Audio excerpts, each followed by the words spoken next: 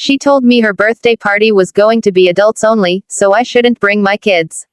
I didn't argue with her. I thought maybe she wanted a quiet evening surrounded by family and friends, a night where she didn't have to worry about little kids running around. It stung a little because I'd imagined my kids giving her handmade cards and singing happy birthday, but I respected her wish. I got a babysitter, dressed up, and went alone, thinking I was doing the right thing. When I arrived, the house was buzzing with laughter and music. At first, I thought maybe she had changed her mind and told others to bring kids, but no one seemed to have any little ones.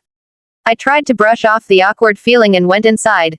Then, not even 10 minutes later, I watched my brother stroll in with his whole family, his kids, his wife, even their friends. He came in like he owned the place, kids running around, laughing, playing, making noise. My heart sank. I asked my mom why it was okay for him to bring his kids when she'd specifically told me not to. She smiled, almost dismissively, and said, "They're special." That was it. No explanation, no apology, just, "They're special."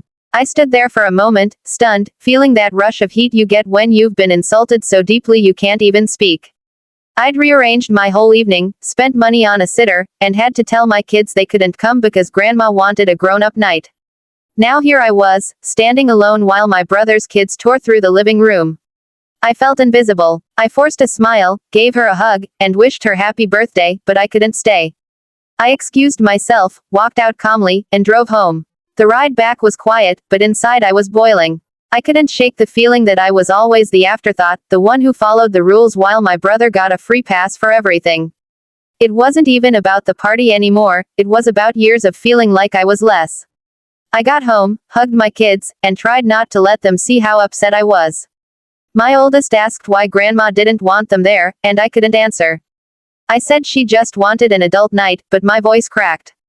They were hurt, too, and I could see it in their faces. That's when something inside me shifted. I decided I wouldn't let this slide. I didn't blow up at her that night. I didn't send angry texts or call her out in front of everyone. I played the long game because that's how real justice works. I started distancing myself. The next time she invited us to a family gathering, I politely declined, saying we had plans. I made myself scarce, and when she asked why I didn't come around as much, I said I was just busy. She didn't seem to care at first. Months went by. I stopped doing all the little things I used to do for her, like running errands or helping her around the house. I used to bend over backward to make her happy, but I realized I was doing it out of guilt, not love. The distance made me feel lighter, stronger. I stopped being the reliable one, and that's when she started to notice. Then came her big anniversary party. She called me up, sweet as sugar, and asked if I'd help plan it. I told her I couldn't. She was shocked. She tried guilt-tripping me, saying I'd always been the one she could count on. I reminded her, gently but firmly, that I wasn't bringing my kids to a party where they weren't welcome. There was a long silence on the phone. She finally said, "Of course they're welcome." I thanked her but told her we had other plans. She was furious, but I stayed calm. The truth was, I'd already planned a special weekend with my kids. We went to a nice cabin, spent time hiking, playing board games, and laughing together. While she was hosting her party, I was making memories with my family. My brother called me the next day, annoyed that I'd skipped the big event. I just said, we had something more important to do. It was the truth. Over time, my mom's attitude shifted. She started reaching out more, asking to see the kids, trying to include us. But I'd learned my lesson. I stopped chasing her approval. She got used to the new dynamic. If she wanted a relationship with me and my kids, she'd have to treat us with respect. That Christmas, she asked us to come over for dinner. I was hesitant, but I agreed, and this time, when we arrived, she greeted my kids with open arms. She even made a point to tell them how happy she was to see them. I realized then that sometimes revenge isn't about dramatic scenes or shouting matches. Sometimes it's about pulling away and letting someone feel your absence until they finally understand your value. I didn't have to humiliate her or make a scene at that birthday party. Walking out calmly and reclaiming my dignity was the best revenge I could have asked for.